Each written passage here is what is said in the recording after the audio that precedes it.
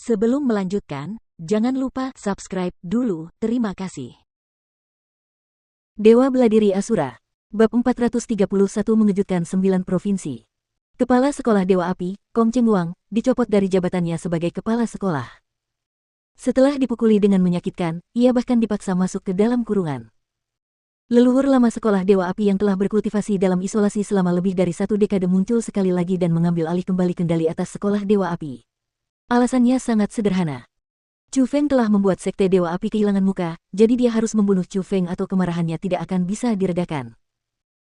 Namun berita yang sangat cepat menyebar ke seluruh benua 9 provinsi dan tidak dapat dihindari adalah bahwa Chu Feng dan Ziling mengunjungi Sekolah Dewa Api. Para pengikut sekolah tersebut dibantai, makam leluhur mereka digali, dan memaksa keluar leluhur lama Sekolah Dewa Api yang tengah susah payah berkultivasi. Setelah berita itu diketahui, tidak diragukan lagi itu sangat mengejutkan. Hampir tidak ada orang yang tidak sangat terkejut. Itu karena Chu Feng semakin berani. Dia semakin menentang akal sehat, dan dia benar-benar telah melanggar akal sehat sehingga dia mengambil inisiatif untuk pergi ke Sekolah Dewa Api untuk membuat kekacauan. Dia bahkan menggali makam leluhur Sekolah Dewa Api, membunuh sejumlah besar tetua dan murid, menghancurkan istana yang tak terhitung jumlahnya, dan dikatakan bahwa bahkan formasi pertahanan yang diminta Sekolah Dewa Api untuk diletakkan oleh klan Jie juga hancur. Jika leluhur lama Sekolah Dewa Api tidak keluar, Sekolah Dewa Api pasti sudah hancur. Itu benar-benar terlalu mengerikan. Chu Feng benar-benar terlalu mengerikan. Namun selain Chu Feng, ada satu orang lagi yang menjadi terkenal, yaitu Ziling. Selama seseorang menyebutkan seorang gadis muda berpakaian ungu yang berada di alam mendalam tingkat 9 dan memiliki kekuatan yang melampaui akal sehat, banyak orang dapat mengasosiasikannya dengan Nona Ziling yang mengumumkan, di pesta pernikahan di villa terhormat, bahwa dia bersedia mengikuti jejak Chu Feng. Seorang pemuda berusia 16 tahun, bersama seorang wanita muda berusia 15 tahun, hampir menghancurkan kekuatan kartu truf yang telah ada selama hampir 1000 tahun.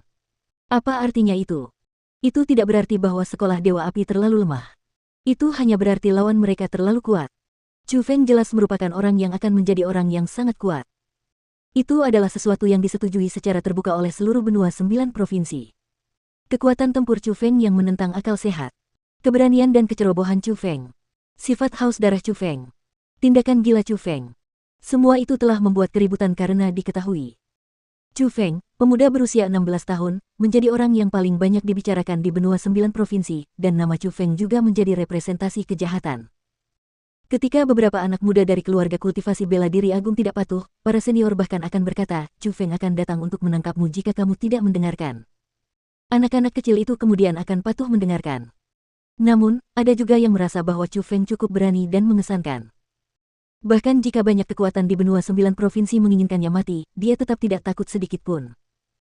Dia tidak hanya berhasil lolos dari benua ini, dia bahkan berhadapan dengan kekuatan-kekuatan itu dan menyebabkan mereka menderita kerugian besar berulang kali. Mereka diserang berulang kali, dan mereka hampir musnah sepenuhnya.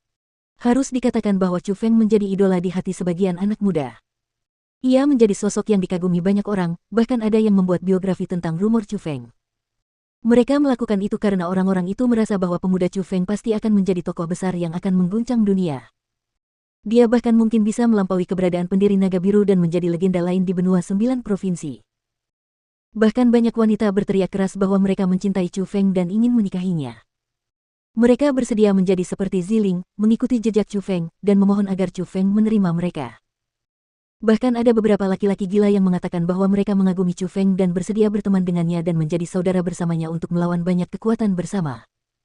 Secara keseluruhan, di benua 9 provinsi saat ini, orang yang paling banyak dibicarakan adalah Chu Feng. Berita yang paling banyak mendapat perhatian adalah hal-hal tentang Chu Feng dan 6 kekuatan besar. Ketika berita mengenai Sekolah Dewa Api diketahui, yang paling terkejut tidak lain adalah Sekolah Yuangang, Lembah Bebas dan Tak Terkekang, Sekte Putih Tersembunyi, Lembah Dewa Pedang, dan Klan Jie. Bagi klan Jie, hal itu tidak terlalu penting. Lagi pula, di dalam klan, mereka tidak hanya memiliki Jie Xingpeng untuk menstabilkan posisi mereka, mereka bahkan memiliki leluhur tua jenius yang luar biasa yang menggemparkan benua 100 tahun yang lalu. Ada juga banyak ahli di klan Jie, dan formasi roh mereka bahkan sangat kuat. Mereka tidak khawatir Chu Feng pergi ke klan Jie mereka untuk membuat kekacauan. Sebaliknya, jika Chu Feng bergegas ke sana, itu sama saja dengan mengirim dirinya sendiri ke kematiannya. Namun, aliran Yuangang, Lembah Bebas dan Tak Terkekang, Sekte Putih Tersembunyi, dan Lembah Dewa Pedang berbeda. Mereka tidak sekuat klan Jie, jadi mereka khawatir akan tergusur dan menderita kerugian besar seperti yang dialami aliran Dewa Api. Jadi, keempat kekuatan itu juga meminta leluhur lama mereka masing-masing yang saat ini berkultivasi dalam isolasi, untuk keluar dan membiarkan mereka mengambil alih situasi umum. Ketika kelima leluhur tua dari 5 kekuatan besar keluar dari gunung mereka dan mengetahui seluruh cerita masalah tersebut, mereka juga merasa bahwa penerus mereka melakukan tindakan yang benar dan menyetujui pembunuhan Chu Feng. Maka kelima leluhur tua itu pun menyatukan nama mereka dan melapor kepada dinasti Jiang, memohon agar dinasti tersebut semakin meningkatkan kekuatan ofensif terhadap Chu Feng. Pada kenyataannya, dinasti Jiang bagaikan pemilik toko yang hanya memerintah orang lain untuk melakukan sesuatu dan tidak melakukan apapun sendiri. Meskipun merupakan penguasa benua 9 provinsi, selain provinsi Han yang didudukinya, semua provinsi lainnya ditangani oleh kekuatan-kekuatan besar yang telah ada sejak lama. Setiap tahun, dinasti Jiang hanya bertanggung jawab untuk mengumpulkan sejumlah pajak dan mengumpulkan sejumlah hadiah. Mereka tidak peduli dengan hal-hal lainnya. Sekolah Yuangang, Villa Bergengsi, Sekolah Dewa Api, Sekte Putih Tersembunyi, Lembah Dewa Pedang, dan Lembah Bebas dan Tak Terkekang kebetulan merupakan target yang mereka tetapkan untuk beberapa provinsi besar. Jadi, ketika para leluhur lama kekuatan-kekuatan itu bergabung dengan nama mereka, sekalipun dinasti Jiang tidak mau mengurus masalah itu, demi menstabilkan hati rakyat, sedikit banyak, mereka harus bergerak. Maka dari itu, dinasti Jiang mengumumkan kepada dunia bahwa putri dari dinasti Jiang, si jenius nomor 1 di generasi muda, Jiang Yini, memimpin 100 ahli alam surga keluar dan bersumpah untuk mencari Chu Feng dan mengikatnya dengan tali hukum. Ketika berita itu diketahui, itu langsung menyebabkan kejutan besar. 100 ahli alam surga. Seberapa kuat dinasti Jiang? Mereka benar-benar begitu saja mengirim 100 ahli alam surga. Di permukaan, dinasti Jiang menghargai 6 kekuatan besar. Ia menghargai keselamatan warga benua 9 provinsi. Namun pada kenyataannya, mereka memamerkan kekuatan mereka sendiri agar para penguasa dunia tidak pernah melupakan siapa penguasa benua 9 provinsi. Agar mereka tahu siapa, dalam sehari, yang dapat mengubah segalanya di satu provinsi. Tetapi jika dinasti Jiang ingin memusnahkan mereka, itu hanya akan menjadi sesuatu yang akan selesai dalam sekejap. Posisi dinasti Jiang tidak dapat digoyahkan. Bahkan jika semua kekuatan di benua 9 provinsi bergandengan tangan, mereka tidak akan mampu melawan dinasti Jiang. Tidak peduli seberapa baik perkembangan kekuatan lain, tidak peduli seberapa kuat mereka akan tetap menjadi bukit kecil, sedangkan dinasti Jiang akan menjadi puncak besar yang menjulang tinggi dan tak tergoyahkan. Saat diskusi keras muncul ketika dinasti Jiang bergerak, Chu Feng, yang menjadi fokus masalah ini, menghilang sekali lagi. Kenyataannya, setelah Chu Feng dan Ziling membuat kekacauan besar di Sekolah Dewa Api, mereka berdua meninggalkan Provinsi Qin, melangkahi beberapa provinsi besar, dan tiba di provinsi tetangga lain dari Provinsi Asure, Provinsi Yuan. Provinsi Yuan adalah wilayah Sekte Putih Tersembunyi. Ketika mereka tiba di sana pada awalnya, Chu Feng dan Ziling awalnya ingin mengulang trik lama dengan menggali makam leluhur Sekte Putih Tersembunyi, dan juga membantai para pengikut sekte mereka saat mereka menggali.